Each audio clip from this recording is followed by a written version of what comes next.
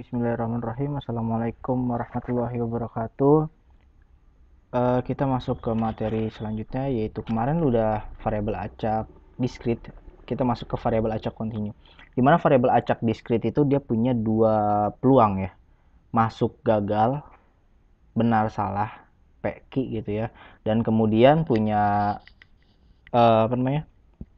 punya dadu gitu kan ya, dadu peluang keluar ganjil berapa, peluang keluar genap berapa, peluang jumlah ganjil, jumlah genap, dan seterusnya. Dia bisa ditentukan gitu karena dia discrete. Nah, continue, di mana continue ini punya titik-titik atau dia punya namanya itu interval. Contohnya gimana gitu ya? Contohnya itu seperti ini. Contoh variabel acak continue. Nah, contohnya misalnya seperti ini, ada 35 siswa, ini diukur tingginya.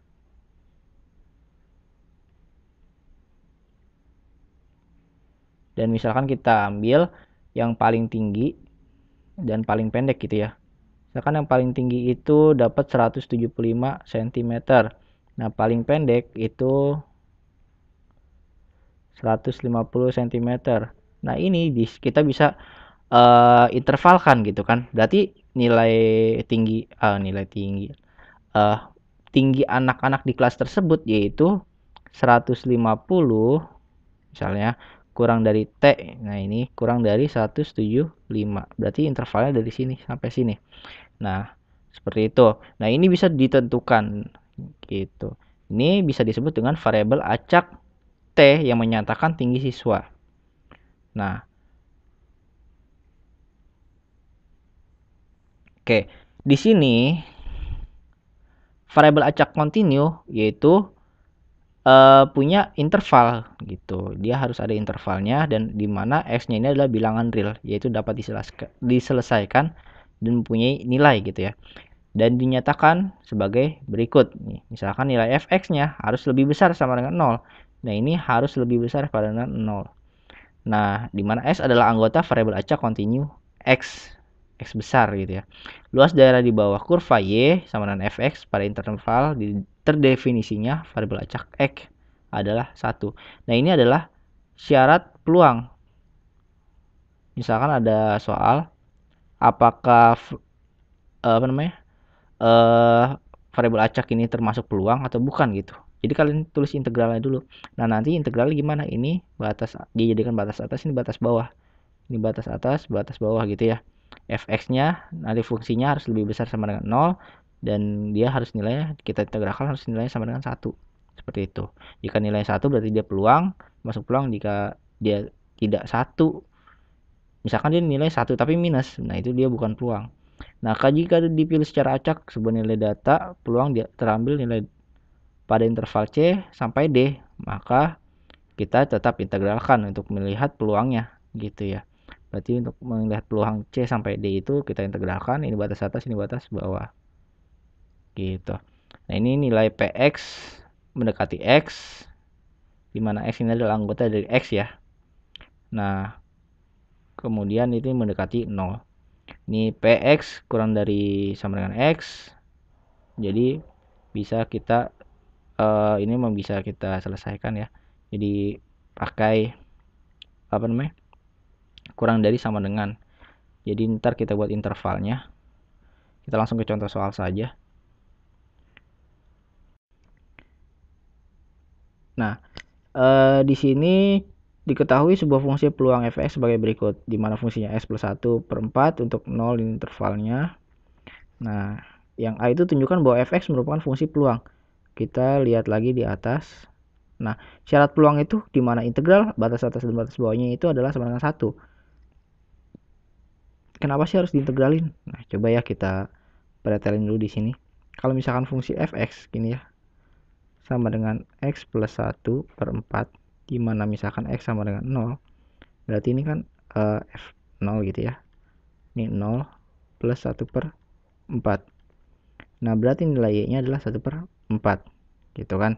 Nah, kemudian kalau y-nya sama dengan 0, nah berarti nilai Y sama dengan X plus 1/4 gitu kan. Ini bisa pindah ke atas, jadi Y nya 0 berarti 0 kali 4, ini X plus 1 berarti 0 X plus 1, jadi nilai X sama dengan min 1.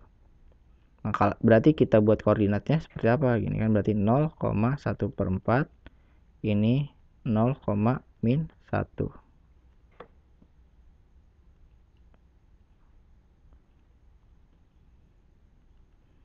Min 1,0 maksudnya. Gitu. Nah, kita gambarkan grafiknya misalkan jadi seperti ini.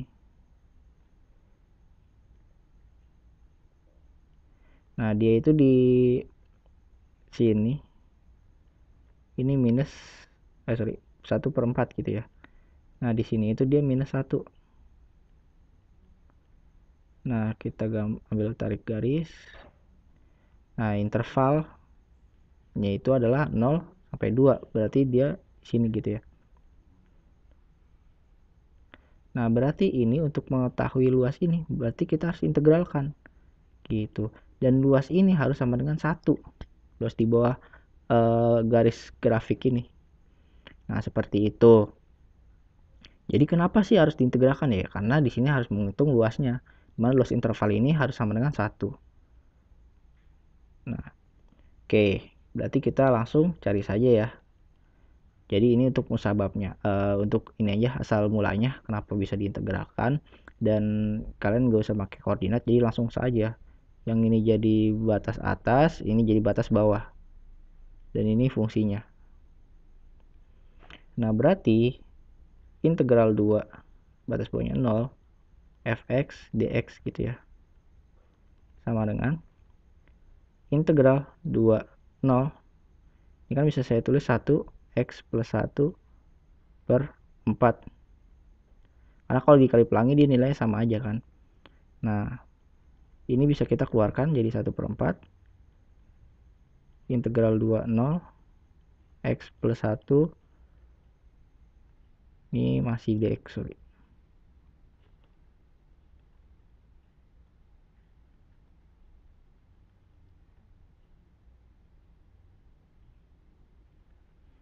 Ini masih dx. Nah, ingat teorema di sini saya tulis ya, teorema integral.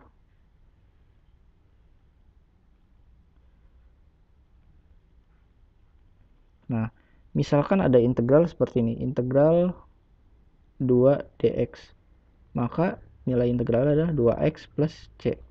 Integral 1 dx, maka nilai integral adalah x plus c. Nah, misalkan integral pangkat ya, integral x pangkat n dx sama dengan 1/n plus 1.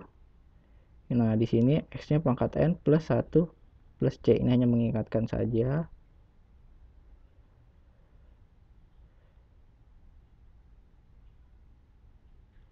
Nah, oke. Jadi kalau di sini kan integral tak tentu, jadi tambahin c ini. C-nya adalah konstanta. Jadi kalau ini integral tentu, berarti kita nggak usah tambahin c lagi. Nah, oke, kita lanjutkan 1/4 gitu kan. Ini kita integralkan dulu. Berarti x pangkat 1 kan ya. Berarti per bawahnya pangkat 1 tambah 1, berarti 1/2 x pangkat 1 tambah 1 berarti x pangkat 2 tambah integral dari 1 adalah x.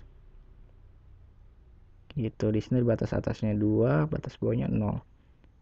Jadi dx-nya dan integralnya udah saya nggak tulis lagi. 1/4 ini kita masukkan 1/2 pangkat 2 ini terus dikurangi setengah 0 kuadrat plus 0 ya, ini jadi 1/4 setengah ini 4 tambah 2 ini kurang 0 gitu ya. 1/4 ini coret-coret 2 berarti ini 4 ya. Jadi 4/4 adalah 1. Benar hasilnya 1. Berarti ini adalah merupakan fungsi peluang gitu. Ini adalah merupakan fungsi peluang gitu. Nah, jadi dia luas ini itu sama dengan 1, benar. Nah, kemudian yang B, tentukan nilai peluang P S kurang dari sama dengan 1. Berarti karena ini interval 0 sampai dengan 2, berarti kita cari 0 sampai dengan 1 gitu.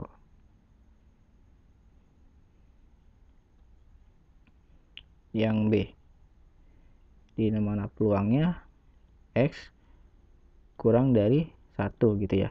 Berarti intervalnya itu P 0 kurang dari X kurang dari 1. Batas atas 1, batas bawah 0. Dimana fungsinya sama. Berarti 1, 0 gitu ya, fx dx. Nah, ini integral 1, 0. Fx-nya tadi kan 1, X plus 1 per 4. Kan? Nah, ini kita keluarkan 1 per 4-nya. Integral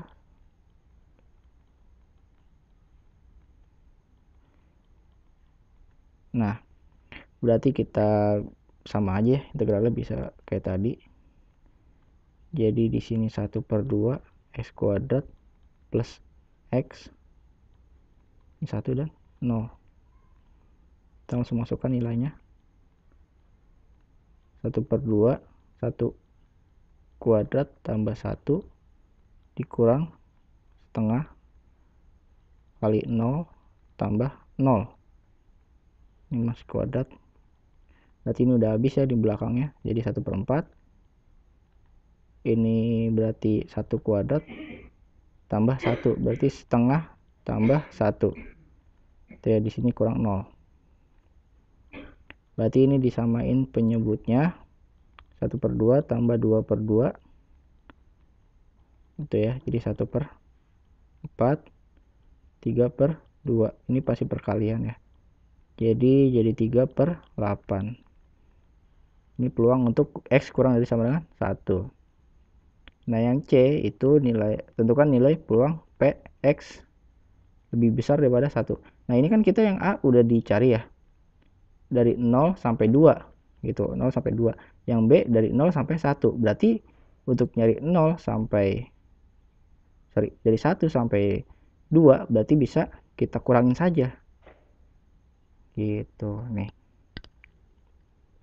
Jadi untuk yang C itu nilai P X lebih besar daripada 1. Berarti kan intervalnya dia P 1